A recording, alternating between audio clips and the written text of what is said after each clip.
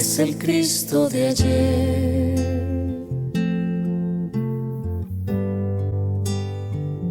Es el mismo de hoy. Ahora es el desafío del sacerdote hoy. Y quiero pedir la intercesión de Nuestra Señora de Fátima y de los más nuevos santos que tenemos en la iglesia, San Francisco y Santa Jacinta. Dios te salve María, llena eres de gracia, el Señor es contigo, bendita eres entre todas las mujeres, y bendito es el fruto de tu vientre, Jesús. Santa María, Madre de Dios, ruega por nosotros los pecadores, ahora y en la hora de nuestra muerte. Amén. Pues bien, la palabra desafío significa retar, provocar a singular combate, batalla, pelea. Y siguiendo lo que hemos escuchado con el Padre Germán, verdaderamente tenemos un gran desafío, porque estas filosofías no solo están en el mundo, sino que se han metido también en la iglesia. Y la esencia es la soberbia, non serviam.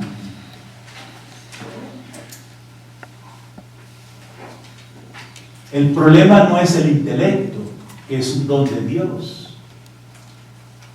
El problema es cuando creemos que podemos controlar, dominar, abarcar a Dios con nuestro intelecto, en vez de que el intelecto sea puesto al servicio de Dios. La teología es el estudio de Dios, pero nosotros no lo creamos. Él se revela, Él se da a conocer. Nosotros humildemente, maravillados ante la revelación, la guardamos en el corazón, la ponderamos, aprendemos. Pero cuando se pierde la humildad, caemos en todos estos laberintos que hemos escuchado del Padre Germán, que han desembocado en genocidios que no han terminado todavía, en guerras mundiales. Este es el desafío que tenemos nosotros. Y el Señor nos dice en Juan 14, el que cree en mí, también él hará obras que yo hago, y aún mayores. Quiero exhortar a cada uno que está en esta aula a creer esto, que Jesús nos está diciendo: harán las obras que yo hago y aún mayores. ¿Tú lo crees? ¿O pones ante esto peros? Es que yo soy pecador, yo soy muy débil, ya yo la he embarrado.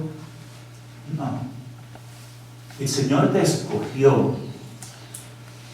Y el Señor usa a los pequeñitos. Él ha llamado a los pequeños, a los que no cuentan de este mundo.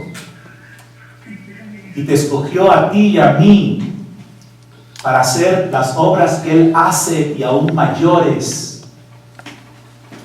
Y el Señor te pide a ti y a mí que tengamos fe, que desde nuestra nada, desde nuestra pequeñez, Él actúa en nosotros con su poder y está tocando almas, salvando hombres y mujeres, transformando el mundo.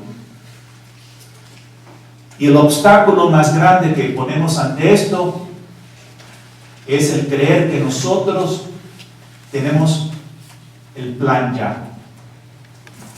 Esto no es nada nuevo. Judas era el más educado de los apóstoles. nosotros, pues, pescadores, ignorantes, pero Judas era un poco más educado, más formado en este mundo, y él era celote. Él tenía un profundo deseo de la liberación de su pueblo. ¿Eso es bueno? ¿Sí? Él quería liberar a su pueblo de una terrible opresión de los romanos. Hasta ahí vamos viendo. Y él vio en Jesucristo una esperanza. Este va a ser un vehículo que nos puede llevar a la liberación esperada. Pero ¿qué ocurre? Jesús dice, amen a los enemigos. Y aquí tenemos problemas. Y hasta el Señor llega a decir que no ha encontrado en todo Israel tanta fe como en un centurión romano. Esto ya es un escándalo para Judas. ¿Y qué comienza a pensar Judas? Jesús es un ingenuo. Él no comprende la realidad que vive este pueblo. Él tiene la cabeza en el cielo, pero los pies no los tiene en la tierra. ¿Cómo va a decir a la gente que no ha encontrado tanta fe como en un centurión romano que es un enemigo que está oprimiendo al pueblo? Porque Judas no podía ver que este hombre que estaba entrampado en ese sistema, sin embargo, utilizaba su posición para construir una sinagoga, para hacer el bien a los judíos, y que tenía tanto respeto que el Espíritu le pudo señalar que Jesús era de Dios. Y por eso Jesús se maravilló con el centurión. Pero Judas queda escandalizado y llega a la conclusión: a este ingenuo hay que sacudirlo. Si lo ponemos entre la espada y la pared, va a tener que hacer algo. Y se dará cuenta que la cosa no es tan bonita, tan fácil, amar a los enemigos, perdonar, todo muy bonito, cuando realmente tenemos este monstruo que nos está devorando.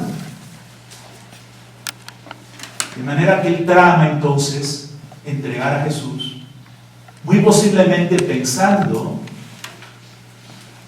que ese Jesús que hizo tantos milagros, ciertamente sabía cómo enfrentarse con su poder a los romanos, al Sanedrín, y sería entonces la chispa que lo forzaría a la liberación de su pueblo. Cuando Judas ve que Jesús se entrega como un cordero llevado al matadero, se desespera y se suicida.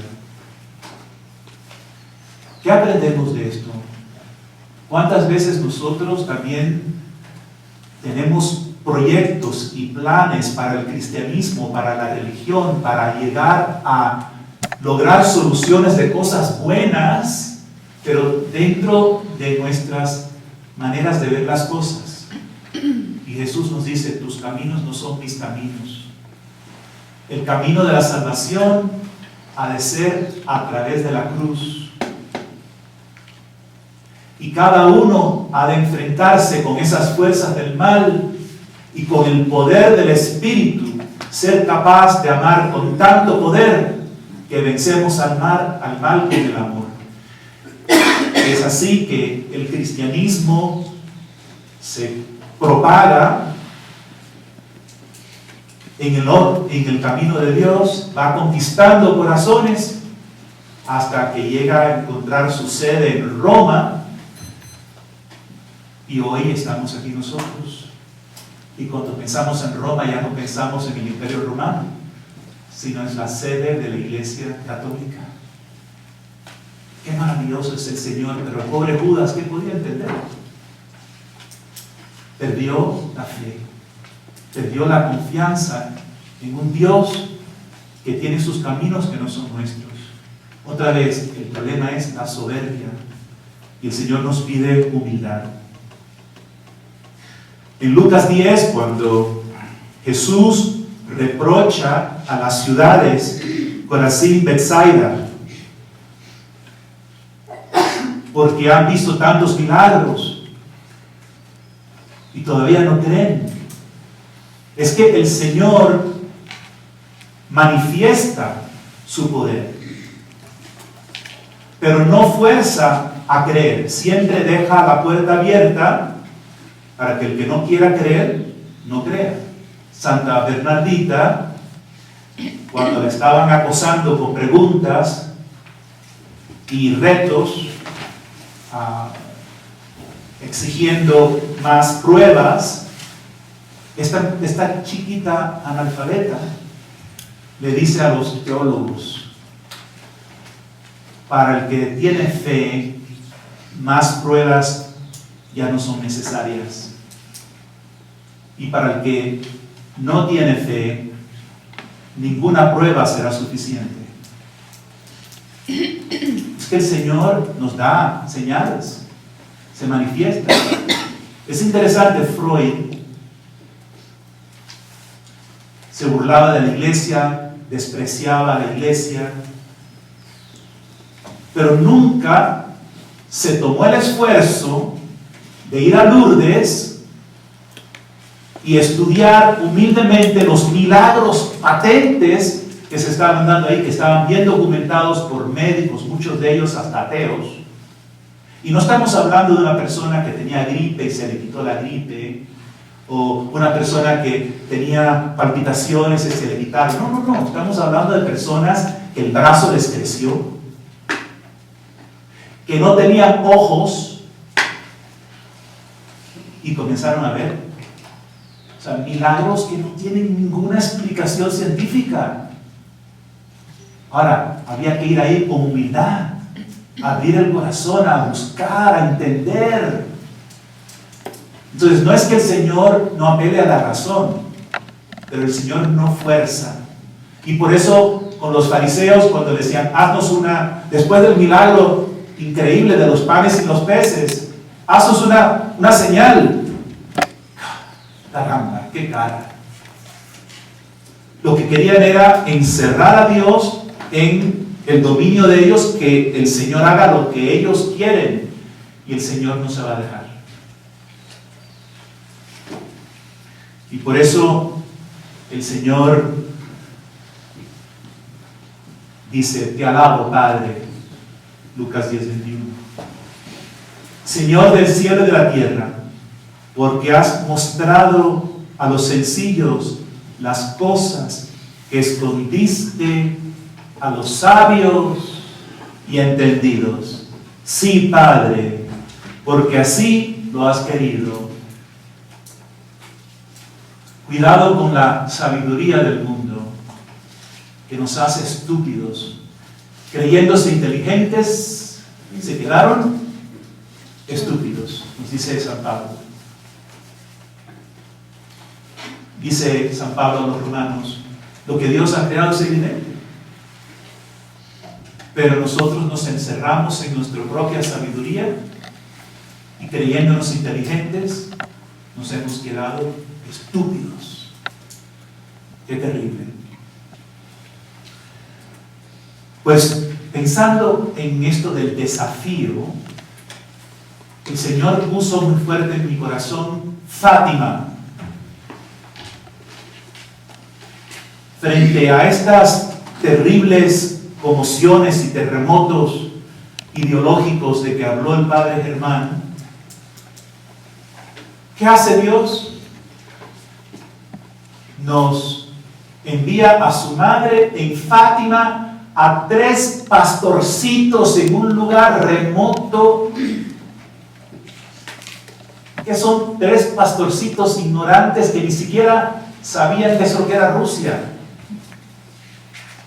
Y les revela todo un plan.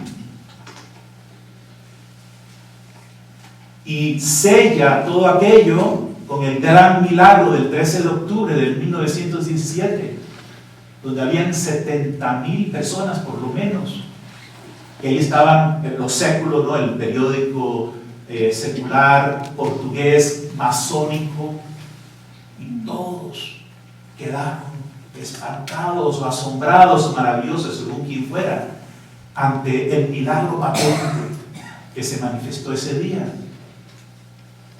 Pero como siempre, muchos optaron por enterrarlo, enterrar la evidencia y seguir con lo suyo. ¿Y cuál es el desafío esencial que yo encuentro en Fátima? Que el Señor nos está diciendo otra vez: sean como niños para entrar en el reino de los cielos. Sean humildes y sencillos como ellos para que entiendan los grandes misterios que yo les estoy revelando.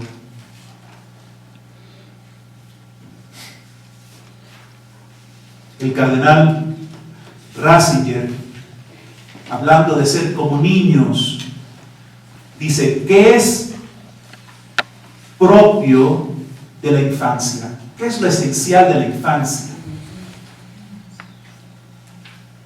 Es cuando el hombre se realiza de tal manera que se hace hombre sin perder lo esencial de sí mismo. ¿Y qué es lo esencial de sí mismo? Ser hijos. Jesús tiene muchos títulos: Señor, Salvador, etc. Pero ante todo es Hijo del Padre.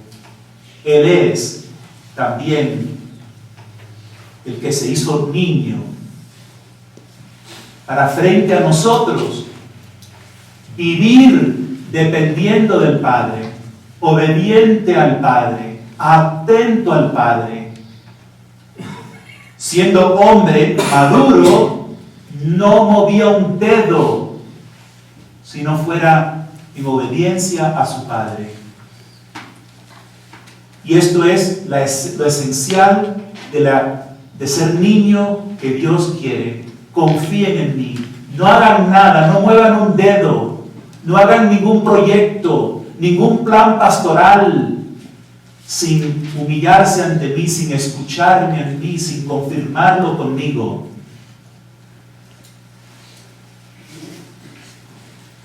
Y Jesús muestra toda su vida esa infancia espiritual, esa dependencia del Padre. Pero interesantemente, de una manera especial, en Getsemaní. En Getsemaní Jesús dice Abba. Y Abba es el lenguaje en referencia al Padre que usan los niños judíos. Era inconcebible referirse a Dios como Abba, papacito. Jesús ahí se está manifestando como un niño, pidiendo auxilio a su Padre, sabiendo que Él por sí solo no hace nada. Saber que estamos en las manos del Padre, que el Padre nos ama. Primera de Juan 4:16. Hemos conocido el amor que Dios nos tiene y hemos creído en Él. Ahora vivo en el amor del Padre. Creo en sus palabras. Y no siempre entiendo. Y tengo que perseverar en oración para que se me vaya abriendo el horizonte e ir entendiendo qué estás haciendo conmigo, Señor. Esta podada, este sufrimiento que estoy viviendo, creo que tú no me has abandonado. Creo que estoy en tus manos. Creo que en todo esto tú vas a hacer el mayor bien para mi vida, porque eres mi Padre. Es más, aún de mis pecados, de mis miserias del pasado, habiéndome yo arrepentido y confiado en ti, sé que todo eso tú lo usarás ahora para tu gloria. Es que las heridas que nosotros tenemos se han infectado por el pecado. Tenemos heridas paternas, heridas maternas, heridas con los niños en la escuela. Todo esto ha afectado nuestra personalidad. Estamos heridos, estamos rotos. Y en esos miedos y complejos queremos relucir, queremos ser personas de una forma falsa. Y siempre nos estamos comparando, ¿sí? Veo a otro sacerdote, me comparo con él y me acuerdo en mi parroquia, una vez, esto es cierto, lo estoy inventando, estaba orando: Señor, dame el don de la palabra para llegar al pueblo, para traer a mucha gente hacia ti. Yo creía que mi oración era sincera. Y entonces escuché al Señor que me dijo: ¿y qué tal si yo recibo esta oración tuya y le doy una unción extraordinaria a los párrocos en tu contorno? Y saben que no me gustó la idea. Y el Señor entonces me dijo: pero así van a ser muchos que van a predicar y van a llevar más gente todavía, nada más no tú. Y me di cuenta que escondido en mi plegaria había también ese deseo, sí, que se sabe muchos, pero a través de mí. Porque aún no soy niño, aún quiero sentirme importante, aún quiero, sin darme cuenta, compararme con los demás. Y no he escuchado la voz de mi Padre que me dice: tú eres único, tú eres especial, no te tienes que comparar con nadie, porque eres irrepetible, tú eres mi tesoro. Y quiero que seas tú mismo, y ahí vas a encontrar tu felicidad. Y no se trata de que seas un gran predicador o esta otra cosa. Es que seas mi hijo, que me ames, que me confíes, que me dejes que te lleve. Y ahí se encuentra la felicidad.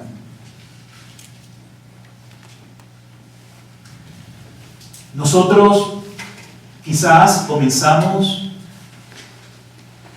nuestra vocación con un gran deseo de entregarnos a Dios. Tuvimos una experiencia de Dios, si no, no estaríamos aquí. Pero muchas veces, lamentablemente, por lo menos en la experiencia que yo he vivido en los años 80, en los años 70 y 80 que estaba en el seminario servía como una especie de fuerza para destruir ese fuego del Señor en el corazón, porque lo desprestigiaba completamente. O sea, mi profesor de moral decía: la iglesia no se tiene que meter en las cosas personales que uno hace. Mi profesor de Biblia no creía en ningún milagro. Decía que son dos proyecciones de los evangelistas más tarde para impresionar a la gente. O sea, en otras palabras, nos decían: esto es todo un engaño, una mentira. Aquí lo que es una institución, claro, no lo decían en esas palabras, ¿no? Pero en el fondo eso es lo que era la conclusión. Qué triste, era un intelectualismo muy grande. Y se nos fue apagando la fe y fuimos injertándonos en el sistema. Planes pastorales, programas, aquí lo que hay que hacer es mantener la maquinaria funcionando. Ya no somos niños, ya no escuchamos a Dios. Entonces, por ejemplo, la misa que tenemos que celebrar y las homilías.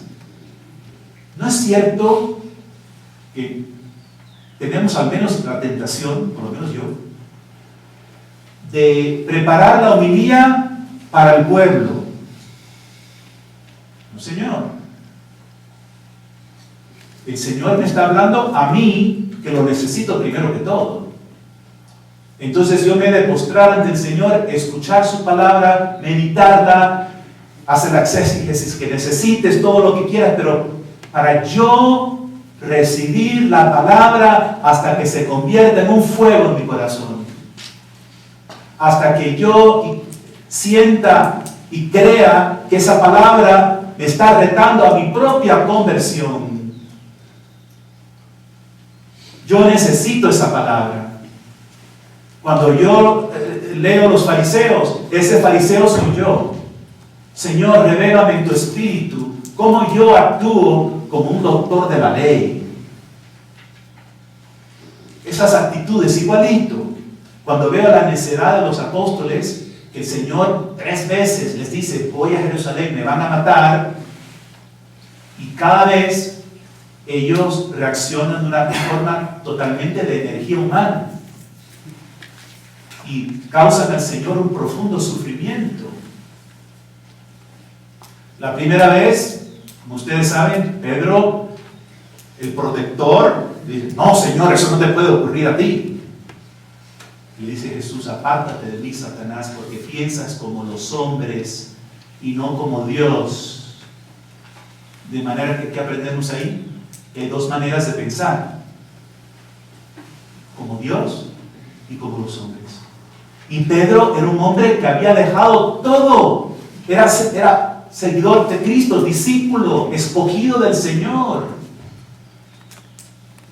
Pero pensaba con la lógica de los hombres. Y ese es el gran reto. Aprender a ser niño de Dios. Escuchar a Dios. El misterio de Dios que es insondable. Y esto nos lo enseñan los niños de Fátima. ¿Saben qué edad tenían ellos? 8, 9 años.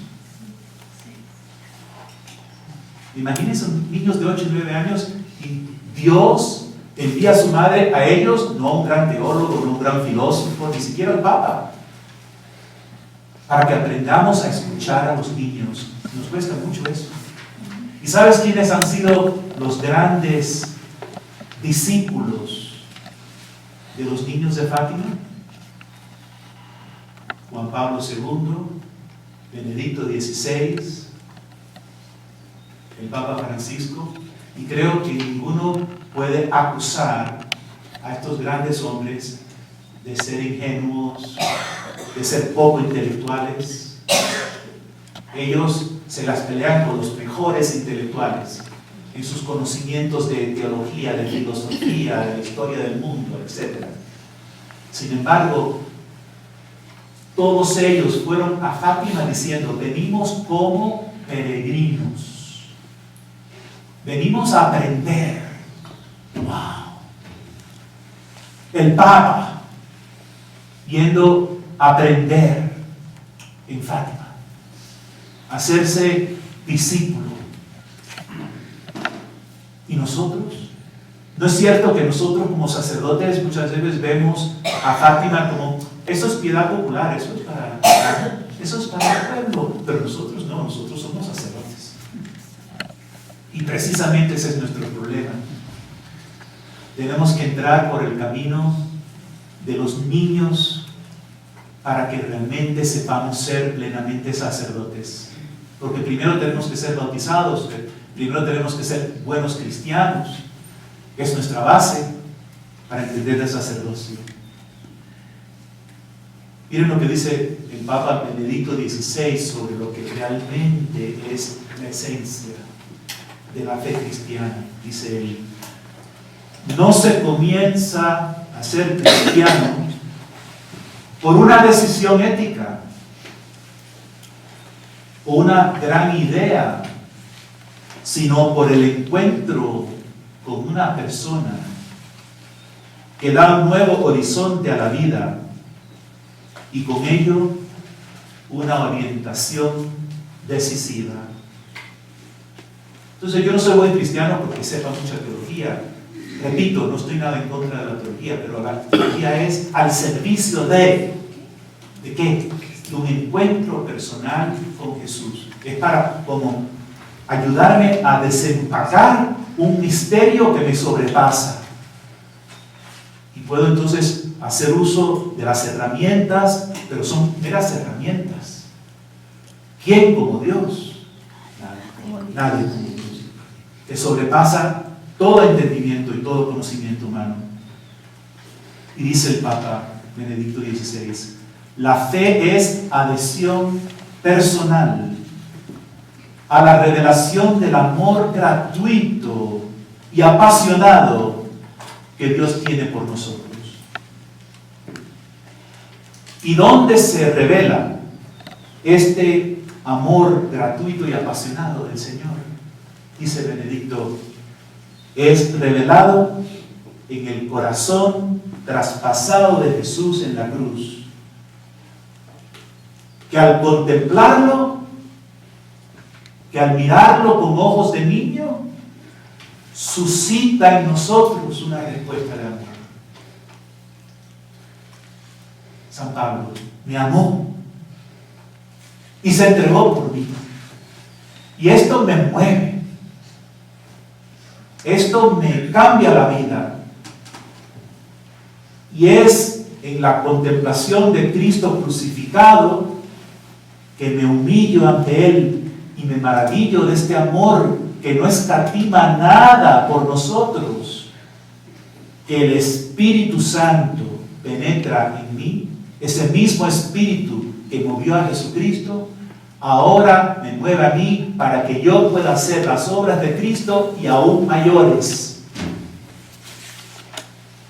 Es por esa experiencia del amor de Dios que me invade, que me mueve, que me libera de tanta babosada, de tantas tonterías, de tantas competencias, de tantos miedos, y me sé amado de Dios. Soy amado de Dios. Si mi padre me rechazó, si mi madre era abusadora, o me vendió, o mis hermanitos no me querían, o tantas cosas, tantas heridas, tengo que ir ahora a encontrarme con ese Jesús que me ama, y Él entra en mis heridas y me dice: yo estaba ahí contigo cuando tú sufrías todo eso. Yo siempre te he amado.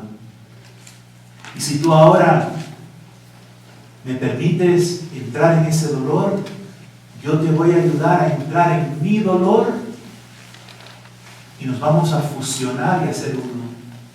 Porque no hay nada que una más que participar en el dolor del hermano que uno ama. Es por eso que es tan hermoso cuando dos se casan y dicen: prometo serte fiel en alegrías, en penas, en salud, en la enfermedad. Todos los que estamos ahí en la boda, hasta el sacerdote se queda inspirado ante tanto amor. Ojalá que fuera verdad. Porque después pueden decir: ¿sabe qué? El día que nos casamos nos amábamos, pero ahora que hemos sufrido adversidades y luchas y contratiempos y hemos perseverado juntos, ahora nos amamos más. Y así ocurre también con Jesús. Sufrir con Jesús nos transforma, nos hace entender el Evangelio. Si tú estás sufriendo algo en tu apostolado, en tu ministerio, en tu sacerdocio, te sientes rechazado, te sientes incomprendido, quizás por el obispo, quizás por los feligreses, quizás por otros sacerdotes, permite que Jesús esté ahí en tu dolor y entonces permite que Él te lleve a su dolor y Él te va a mostrar cómo Él sufrió la incomprensión de los doctores de la ley, los religiosos de su época, la incomprensión de sus hermanos apóstoles, el rechazo de su propio pueblo y por fin el rechazo popular que lo lleva a la cruz. Entonces yo uno mi dolor con el de Él. Yo siento que me han rechazado. Señor, a ti me han rechazado tanto más y ahora me uno contigo en tu dolor y desde tu rechazo me comprendo a mí mismo y me lleno de alegría de poder en algo parecerme a ti y en algo sufrir contigo. Pues ese es el desafío, ser como niños, confiar que Dios me ama ya, no cuando yo sea santo y perfecto. Él nos amó primero, aún siendo nosotros pecadores. Tú sabes tu podredumbre, tú sabes tu pecado. Cuanto más la reconozcas y más la presentes al Señor, más que Él te va a decir: te amo, te amo, te amo, te perdono.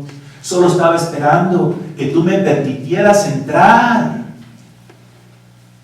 para decirte cuánto te amo, que yo te escogí, yo sé todo esto, y así todavía me amas, Señor, así todavía puedo ser sacerdote, aún así puedo predicar, y el demonio me dice en mi oído, pero ¿con qué cara? ¿Cómo tú vas a hablar de la pureza si tú eres impuro? ¿Con qué cara? Y el Señor nos enseña, es que yo proclamo el amor de Dios, no quien yo soy. Yo estoy todavía en camino. Y por eso podemos amar a los pecadores y decirles, vamos caminando juntos, porque yo también soy un pecador. Tú tienes dificultades, tú tienes impurezas, también yo las tengo. Vamos a caminar juntos. A veces los padres se apocan cuando un hijo le dice, pero ¿cómo tú nos vas a decir algo, papá, si tú hiciste tal y tal cuando eras joven? ¿Y cuál es la respuesta? Sí, cierto, yo he embarrado mucho, yo he hecho mucho pecado, pero he conocido el amor de Dios y me he arrepentido y ahora quiero proclamar su perdón, su misericordia, y te quiero compartir ese amor para que tú no caigas en el mismo horror que yo he caído, que me ha hecho tanto dolor y tanto daño. Entonces aquí el grande es el Señor. Y si yo puedo compartir algo, es que soy un pecador que he sido perdonado, que he encontrado en ese encuentro con Jesús su misericordia. No pretender que somos ya puros y santos para empezar la batalla. Entonces, siendo pecador, como niño, me dejo enseñar, me dejo transformar. Si Judas hubiera dicho, Señor, no entiendo nada, ¿cómo estás diciendo esto de un centurión? Esto no tiene sentido, esto es contrasentido. Esto va a desanimar a la gente a mantener el celo por la liberación. Judas, no entiendes nada, escucha, espera. Vas a ver la gloria de Dios. Y así también yo le puedo decir, Señor, no entiendo muchas cosas, pero creo en ti. Como dijo Pedro, Señor, ¿a dónde vamos a ir? Tú tienes palabras de vida eterna. Es como decir, no entiendo ni papa lo que es esto de comer tu cuerpo y tu sangre. Esto me parece algo muy extraño, pero yo he llegado a creer que tú eres el Señor. Y he visto y he vivido suficiente en ti para saber que no tengo que entenderlo todo, no por una fe irracional, sino porque en base a lo que ya he conocido, a lo que ya has hecho en mi vida, ya puedo confiar. No es una fe irracional. Es como San Pablo, yo sé en quién he puesto mi confianza. No le tengo que pedir más pruebas, porque ya el Señor ha actuado en mi vida, sé quién es Él. Y este camino de niño implica también acompañamiento. En nuestra comunidad todos tenemos acompañamiento. A mí me acompaña otro sacerdote también. Y les digo, es duro, porque el otro sacerdote, igual que yo, es imperfecto. Y a veces es difícil, pero sé que a través de él, a pesar de todo, y aunque a veces se equivoque en ese luchar, el Señor me está formando, me está llevando. Yo quiero ser como niño y dejarme formar por el Señor. Entonces yo le pregunto a cada uno, ¿a ti quién te acompaña? No digas, oh, el Espíritu Santo. Claro que sí. Y primero, el Espíritu Santo informa nuestra conciencia y tenemos que ser fieles a nuestra conciencia. Pero el acompañamiento lo que hace es retarnos para que esa conciencia sea purificada y no nos engañemos, como yo cuando estaba rezando, Señor, dame el don para predicar. Y era realmente que me podría haber dicho quien me acompaña, ¿estás seguro que estás pidiéndolo por una razón buena? Y eso no me gusta que me lo digan. Entonces, no nos gusta ser acompañados porque nos quitan muchas ilusiones, muchas fantasías que tenemos de nosotros mismos. Pero el fin es una gran felicidad. Entonces, no somos niños si no nos dejamos acompañar. Eso va para laicos, eso va para el Papa, va para todos. Palabras textuales del Papa Francisco en esta visita hace unos días. Voy a Fátima en peregrinación para confiarle a la Virgen el destino temporal y eterno de la humanidad. Entonces yo también le puedo confiar el destino mío temporal y eterno. Y confiar que aunque veamos el mundo en una terrible crisis, confío plenamente que la historia va hacia ese punto omega. Jesús es el alfa y el omega, Él es todo. Y aunque veamos todo negro, sé que al final el Inmaculado Corazón triunfará. Lo que no podemos ser cobardes y es desanimarnos en el camino porque estemos como Maximiliano Kolbe en la celda, en un campo de concentración, y pienso, bueno, pero ¿y qué? El mundo a lo mejor va a ser muy bien, pero ¿y mi vida qué? La estoy entregando y no veo nada. Estoy en la celda, me están matando de hambre. Pero si tienes una visión de fe, vas a pensar, vale la pena. ¡Qué privilegio! Estoy sufriendo para la gloria de Dios. Lo terrible es pensar que estoy sufriendo como un condenado, que esto no tiene sentido, que esto va todo al naufragio. Pero si yo sé que mi lucha no quiere decir que yo voy a ver con mis ojos carnales la victoria de lo que Dios me ha pedido aquí en la tierra. No, no me hace falta. Creo que tiene poder, creo que tiene significado, creo que estoy siendo Cristo construyendo en este mundo su plan de salvación. Y miren quién es Maximiliano Kolbe hoy día y el ejemplo que nos da.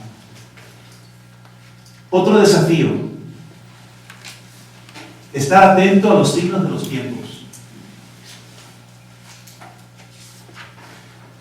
Dios guía la historia y nos guía a nosotros personalmente, a cada uno. ¿Y qué vemos en Fátima sino el signo de los tiempos?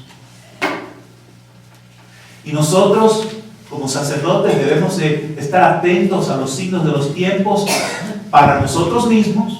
Como les decía, como la homilía es primero porque yo necesito la palabra, yo necesito llenarme de fuego, yo necesito conversión. Pero ¿qué pasa? Que entonces cuando estoy en el púlpito, entonces me suelto. Y ya no les estoy hablando de teorías de lo que dijo tal o más cual. Ahora les estoy hablando del fuego que Dios ha puesto en mi corazón y como el Señor realmente me ha dado una luz, un sentido con el poder de su palabra. Y eso se nota. Que si ese sacerdote ha sido interpelado por la palabra y va y comparte con sus hermanos algo que a él le ha sacudido y que lo ha tomado muy personal, pues es algo que es de tercera persona que él está como pasando, pero él está como frío, nada más en el medio, porque él no quiere mostrar sentimientos, no quiere mostrar pasión, no quiere mostrar afecto, pues eso como una especie de bloqueo. Porque miren hermanos, la misa es la misa igual y realmente Jesucristo se hace presente, no importa quién celebre, ¿verdad? Él está ahí si tiene mucha fe o poca fe, contate que él pronuncia las palabras creyendo que es lo que está diciendo, ya vale. Pero para el pueblo no es igual, porque realmente si viene una persona que es muy avanzada en la fe y muy espiritual y sabe lo que está pasando en la misa, pues ya el sacerdote no le bloquea. Y él va a lo suyo y sabe que lo que está pasando y se entrega como alma víctima de amor y participa del Señor. Pero para la mayoría de las personas que vienen cansados y agobiados del mundo, si el sacerdote no vibra con la Eucaristía, le resulta un bloqueo a la gente que hasta puede ser que no reciban nada. Sí, ahí está la real presencia, pero no la perciben, porque no se les comunica por el sacerdote. Como les digo, si la persona tiene fe, sí, pero si estamos cansados, agobiados, venimos del mundo secularizado, y el sacerdote tiene entonces un gran poder para comunicar las realidades que están ahí. Por lo tanto, en efecto, no es lo mismo una misa celebrada por el Padre Pío, ¿verdad?, que por un sacerdote que está frío, que es mundano. La real presencia es igualita, pero el efecto que tiene en el pueblo, obviamente, es muy diferente. Y por eso que hay algo legítimo en el hecho de que las personas venían de tan lejos para ver al Padre Pío, para ver al cura de Ars. Nosotros podemos decir, ¿pero para qué? Si la misa es igual en todas partes. Sí, pero ellos necesitaban, tenían hambre de ver a Jesús manifestarse en una misa vivida. Y eso se contagia. Y de pronto ya no es el sacerdote, sino que las personas también empiezan a participar más y se vive y se vibra. Y los que vienen de afuera dicen, ¿qué está pasando aquí? En esta parroquia se alaba a Dios, se conoce a Dios, se vibra con el Señor. Y eso es tan importante. La Virgen en Fátima a los 3 pastorcitos les da conciencia de los males que atacan a la humanidad en este momento, los peligros de la destrucción de las familias, de los pueblos, y les da el remedio a los males. Pero estos no son los remedios que nosotros esperábamos, ¿no? Es como el general sirio que fue a buscar un milagro entre los judíos y le dieron algo que no es lo que él esperaba, ¿no? Entonces ya tenemos nosotros, Dios nos va a decir cómo hacer las cosas, pero como nosotros las imaginamos. Y el Señor le dice, recen el rosario, hagan oración, hagan penitencia.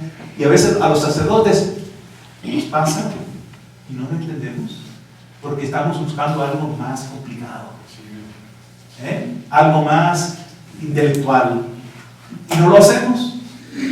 Tengo achaques, tengo bloqueos, mi sacerdocio está en crisis, y rezo el rosario todos los días.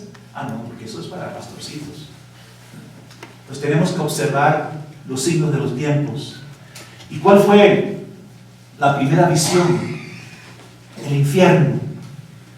Hoy tantos que dicen, no, el infierno no existe, no se preocupen.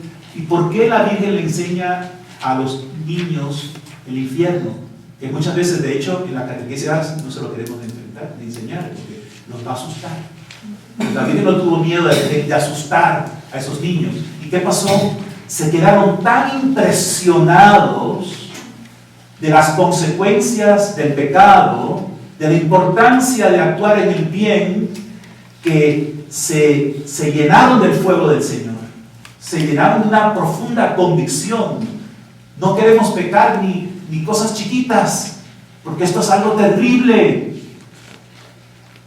Y en el segundo secreto, no solamente ya es el infierno, sino el infierno que se está viviendo en la tierra, y no estamos en una gran guerra. Pero ¿saben qué? Si no hay conversión, si las personas no cambian, y de hecho saben que Portugal en ese momento estaba dominado por la filosofía masónica que estaba en el gobierno, por eso los niños tuvieron que sufrir tanto. Ellos fueron secuestrados, les amenazaron que si ellos no revelaban los secretos y si ellos no decían que todo eso era mentira, los iban a echar en un caldero de agua hirviendo. Y se lo pusieron ahí el caldero y todo para asustarlos. Y esos niños tuvieron la valentía, la convicción de lo que la Virgen les había dicho para sostenerse firmes frente a todo eso. ¿De dónde sale esa fuerza que ellos tenían? ¿Y no la quieres tú y yo para nosotros en nuestra propia situación? Cuando somos tentados, cuando somos secuestrados por el mundo y tenemos miedos y amenazas, yo quiero tener ese fuego, esa fe, esa valentía que tuvieron esos niños de 8 y 9 años. Y tenemos que ser como niños para aceptarlo y dejarnos enseñar. Les dijo que el comunismo, no dijo la palabra comunismo, pero dijo que Rusia iba a propagar sus errores. Hermanos, en aquel momento Rusia no se tenía ningún concepto de nada, de errores que iban a propagarse por el mundo. De hecho, sin embargo, es interesante. ¿Saben cuándo comenzó la revolución bolchevica? 1917. El 8 de marzo de 1917, unos días antes de la aparición. O O sea, Satanás está haciendo su obra aquí y el Señor está haciendo su obra acá. Uno por las filosofías de este mundo, por revoluciones inmensas, el otro es la revolución de 3 niños que reciben este mensaje y se empieza a propagar entre la gente más sencilla y humilde. Y sigue hoy día. Y los errores del comunismo per se, es como un cáncer que se rompió la bolsa y ahora se ha propagado en toda clase de errores de relativismo, de secularismo, etcétera, que son del mismo germen. Y hermanos queridos colombianos, yo soy cubano. En mi patria lo sufrimos de la total destrucción de nuestro país. Aquí ustedes por decenas de años han tenido el gran horror del sufrimiento de las guerrillas, con todo lo que eso implica de horror, de devastación de pueblos, de violencia, de violaciones, de asesinatos. Todo esto tiene su germen ahí. Estos son los errores que se han propagado. O sea, no se crean que esto es algo así por las nubes. Esto es algo palpable que todos nosotros hemos vivido, ustedes y yo. Entonces son los signos de los tiempos. Y la Biblia nos está diciendo, miren, entiendan. Y que la única respuesta está en que volvamos a Dios, que volvamos a la oración. Francisquito, el santo, para distinguirlo del Papa Francisco, él recibió un profundo amor a la Eucaristía, se pasaba horas en adoración eucarística, este niño.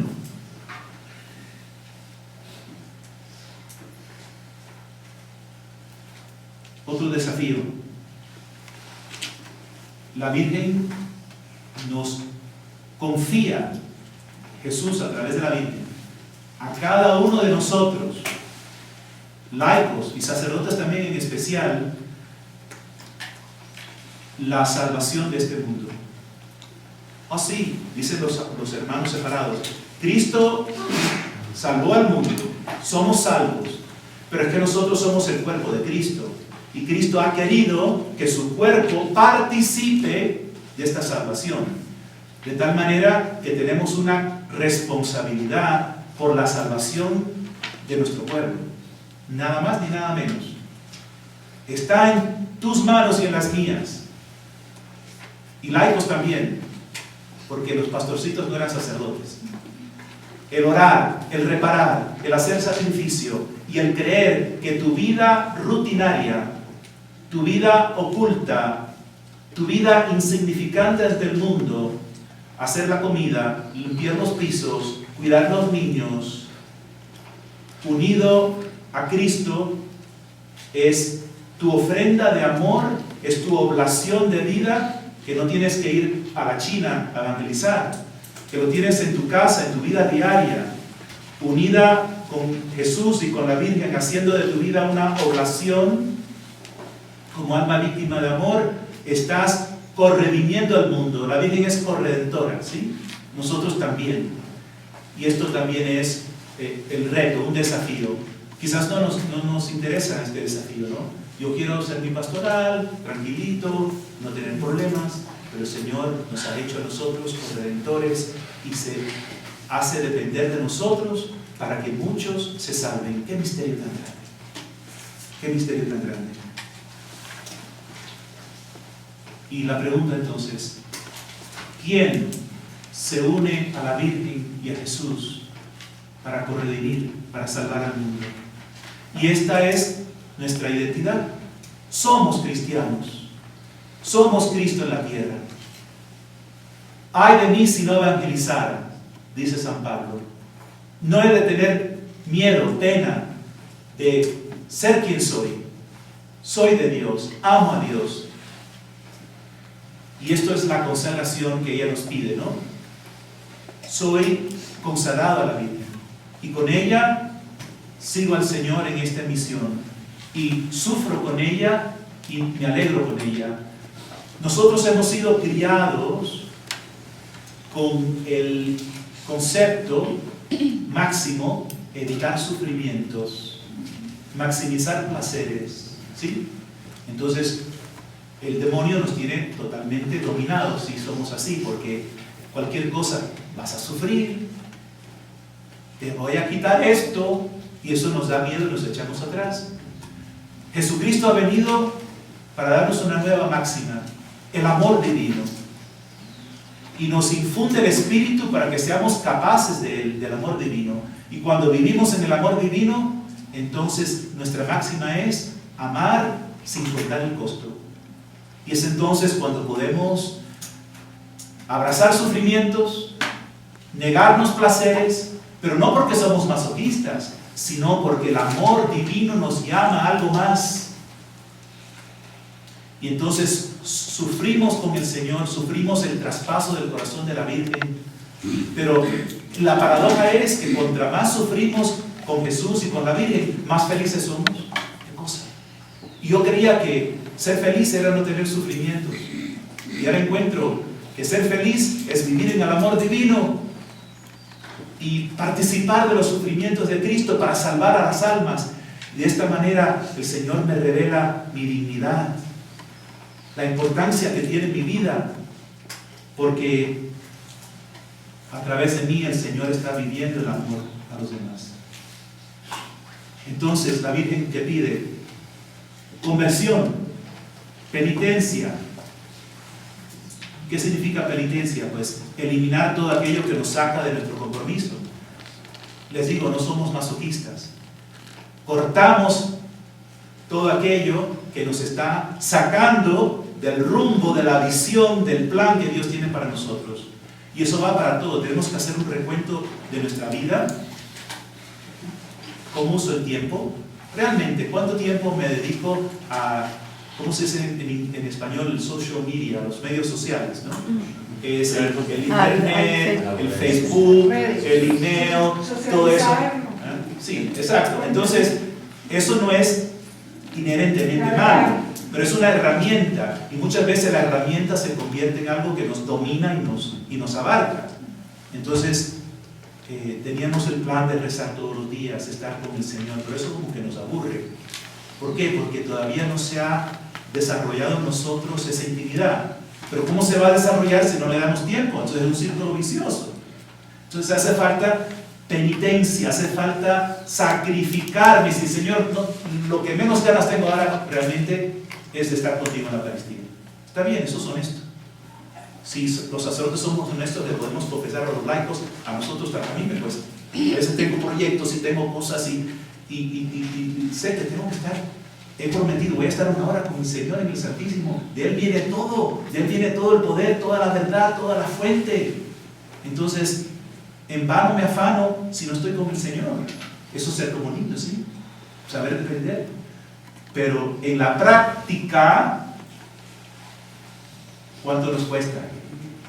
¿Y qué tal si nos proponemos, voy a tener una hora todos los días para ser como niño y estar ahí? Y si no siento nada, y si me aburro, pues llevo la Biblia, llevo un buen libro de espiritualidad, leo un poquito y miro al Señor y lo adoro. ¿Y qué tal si ustedes, los sacerdotes que traen parroquia, le pueden decir a la secretaria, miren, si alguien me busca, díganle que tengo una cita suprema con Jesucristo? Y si quieren, me pueden encontrar, estoy en la capilla, pero que me dejen tranquilo porque eso es un encuentro sagrado.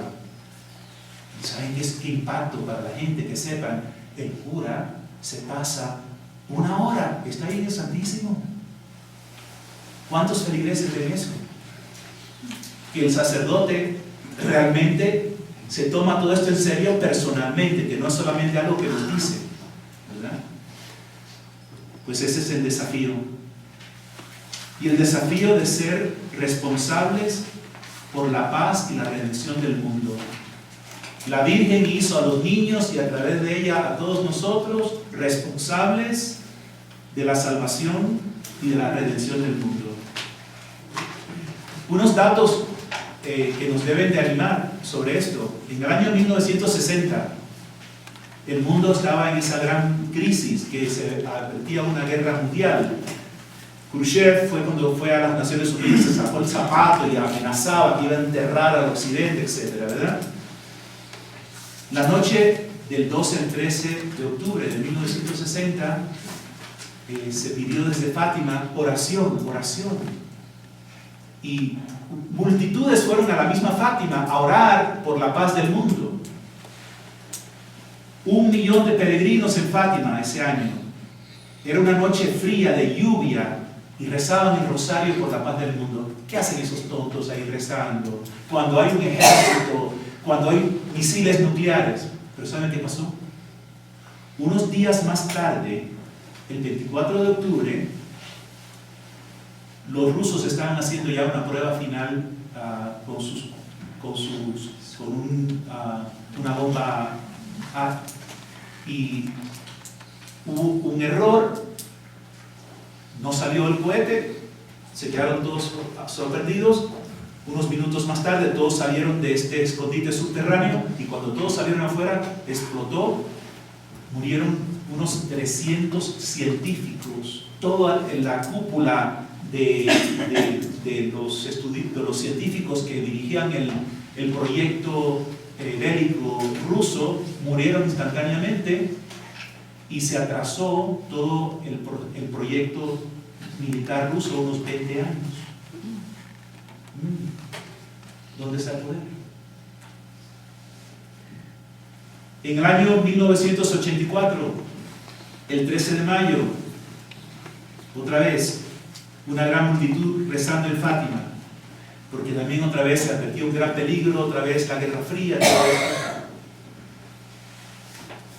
Esa misma noche hubo una explosión en la base naval rusa del Mar del Norte y fue totalmente destruida. 2/3 partes de toda la base naval fue destruida y 2/3 partes de los científicos otra vez murieron. Otra vez se calmó la tensión por esta devastación tan terrible que hubo. ¿Hemos aprendido la lección? Y algunos dirán, sí, pero siguen los males, siguen las cosas. El Señor dirá que la batalla sigue hasta el final, pero el Señor nos da señales suficientes. ¿Para qué? Como decía Bernardita, los que crean tengan suficiente. Y los que no crean, no importa qué señales haga, lo van a creer.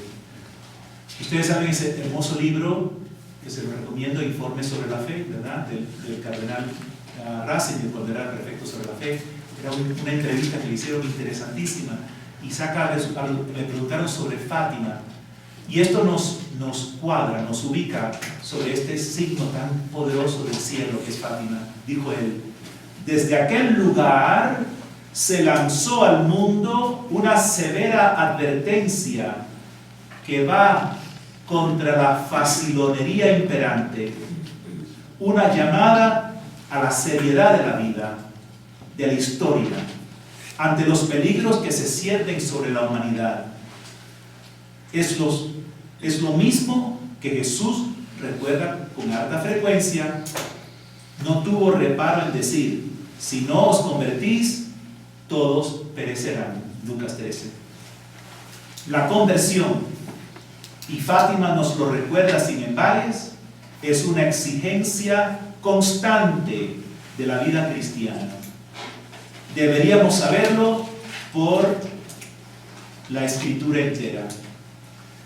Y hay algunos que desprecian las apariciones y los mensajes, las revelaciones privadas, pero eso no es necesario, nosotros tenemos la Escritura. Yo a esos les invito a que lean el Catecismo de la Iglesia. El Catecismo de la Iglesia nos dice, en el número 67, cuál es la función de la revelación privada. Su función no es la de mejorar o completar la revelación definitiva de Cristo. Eso ya está en las Escrituras, ya está en la fe de la Iglesia.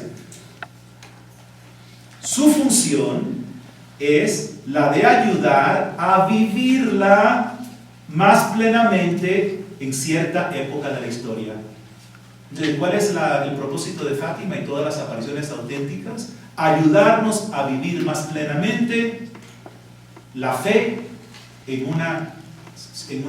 un tiempo de la historia. Entonces, ¿qué hace Fátima? ¿Qué hace Bernadita en Lourdes, ¿no? Que hacen todos los profetas de nuestro tiempo, no añaden nada, pero ciertamente, por ejemplo, si tú piensas en Santa Faustina, ya sabíamos de la Divina Misericordia, pero ¿quién aquí no puede reconocer que a través de las revelaciones de Jesucristo a Santa Faustina ha habido en la iglesia entera una nueva toma de conciencia de la misericordia de Dios, un nuevo despertar de que Dios es misericordioso? Esa es la función, es despertarnos. ¿Y quién no necesita despertarse? Solamente los que son ya demasiado adultos no pueden reconocer que como niños necesitamos que nos despierte otra vez. Necesitamos otra vez tomarnos en serio estos signos de los tiempos. Y conllevándose con esto, ya casi terminando ya porque se acaba el tiempo, otro desafío de nuestro tiempo, que lo ha insistido mucho el Papa Francisco, y por eso se han buscado también muchos enemigos, es el desafío a renunciar al clericalismo.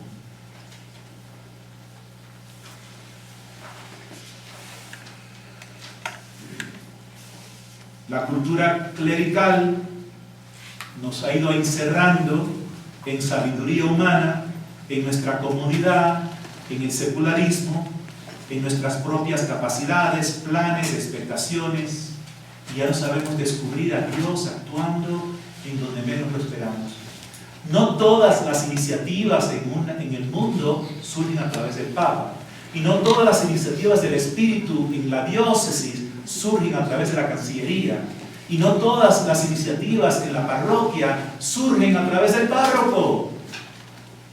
Entonces los pastores no son nada, sí que son muy importantes, porque tienen la solemne responsabilidad, con temor de Dios, de discernir si esas iniciativas son en efecto del Espíritu Santo o no. No es que todo surja del pastor, pero el pastor tiene que reconocer la veracidad de la obra del Espíritu en el campo que se le ha señalado. El Papa Francisco, comentando el Evangelio en que los fariseos cuestionan la autoridad de Cristo, dijo que los fariseos habían olvidado las promesas de Dios. Sus corazones estaban atados al legalismo y a la autoridad.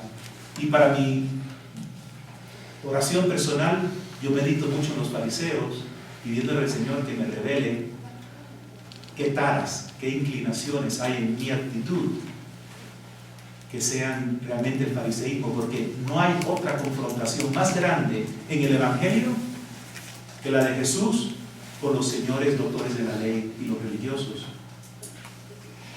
¿Y qué es lo esencial del problema? Que no esperaban que Dios hable en el presente.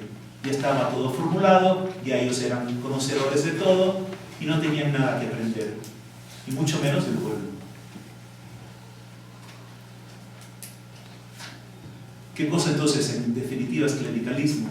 La idea de que toda iniciativa y dirección viene del clero. En vez de discernir guiados por el Espíritu Santo, tan solo tenemos que aplicar normas que ya están hechas. Dependemos de nuestros talentos, recursos, conocimientos, y no hay espacio entonces para que Dios actúe ni haga nada nuevo. No somos niños, no hay humildad. Y por lo tanto, no tenemos entonces el poder de Dios. Y por eso que tantas actividades y tantos planes pastorales y tantas cosas que hacemos, si somos honestos, nos damos cuenta que no están dando mucho fruto. Y nos deberíamos de preguntar, ¿realmente esto viene de Dios? ¿O son buenas ideas y buenos planes que a nosotros se nos han ocurrido pensando que van a hacer mucho bien? Y el Papa Francisco dice, sacerdotes, obispos, papas, son llamados no a la mentalidad de administradores, sino a la de siervos, imitando a Jesús, que despojándose a sí mismo nos salvó con su misericordia. ¿No? Mateo 1:25, te alabo, Padre, Señor del cielo y de la tierra, porque has ocultado estas cosas de los sabios y los prudentes, y las has revelado a los pequeños. Y entonces, por último, yo les invito a que meditemos el gran devoto de Fátima, Juan Pablo II, que a su vez también es santo.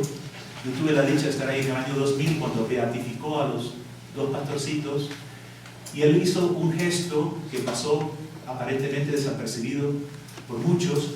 Él puso la Eucaristía en una columna y puso a la Virgen de Fátima en otra columna,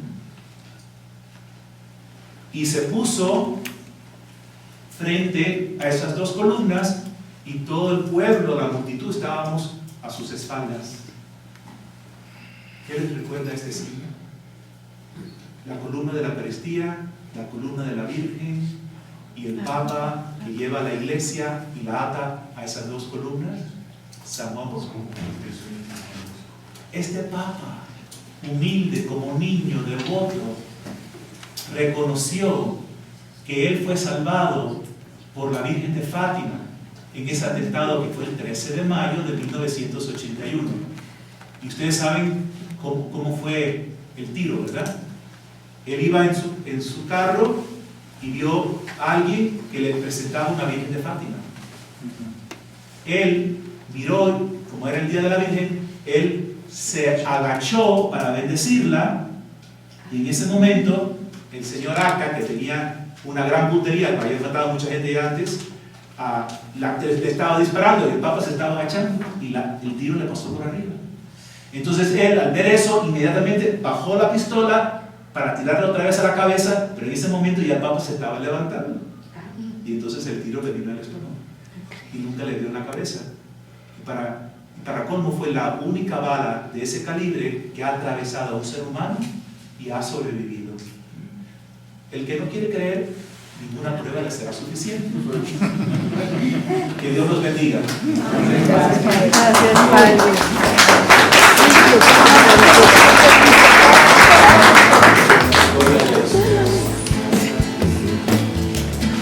Jesús va pasando, Jesús va sanando,